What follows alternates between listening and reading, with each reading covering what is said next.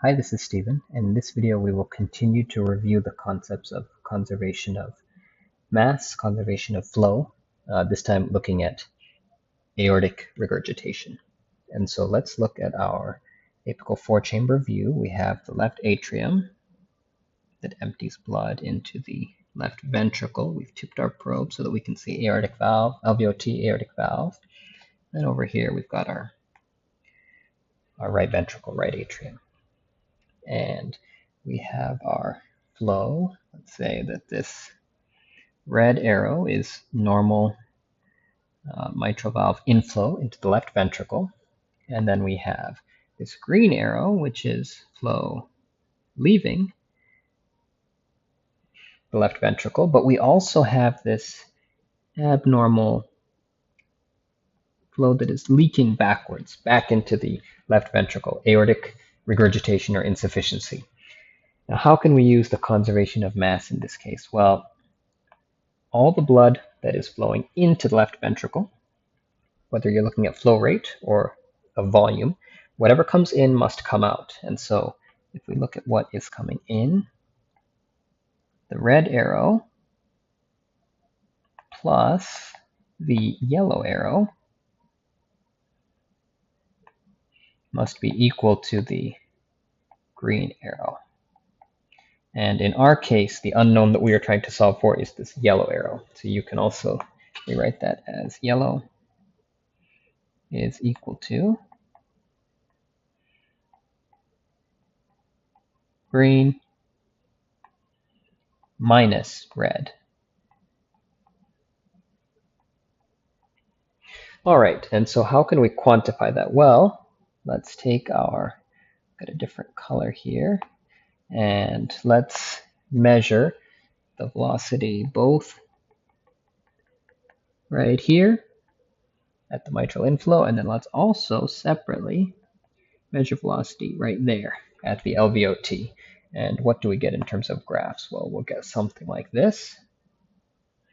Draw it off over here to the side. We'll get mitral inflow, E wave and A wave, E wave and A wave.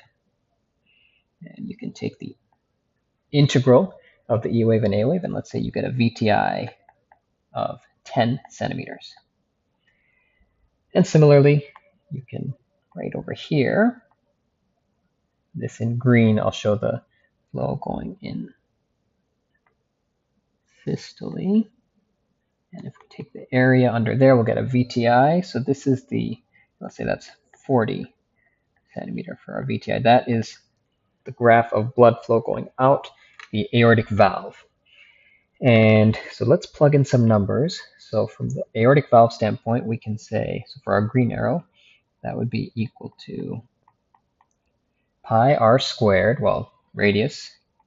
We're assuming that the LVOT diameter is 2. That'll be pi times 1 squared times our VTI of 40 minus pi times r squared.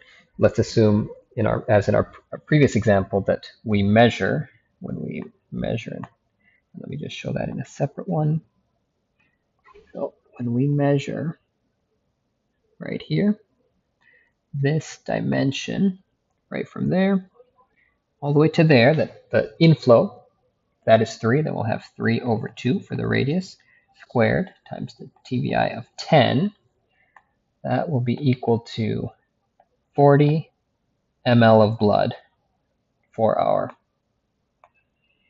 aortic insufficiency, which would be correspond to a moderate degree of aortic insufficiency. So again, you have your left ventricle, whatever comes in must be equal to whatever comes out. Otherwise, after a couple minutes, your left ventricle will grow and grow and grow and explode, or it will shrivel down to nothing.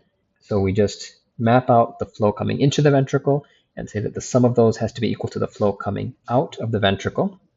And then we can use our TVI and pi r squared times TVI to quantify the stroke volume of flow, to quantify the volume that each of those arrows represents and solve for our one unknown.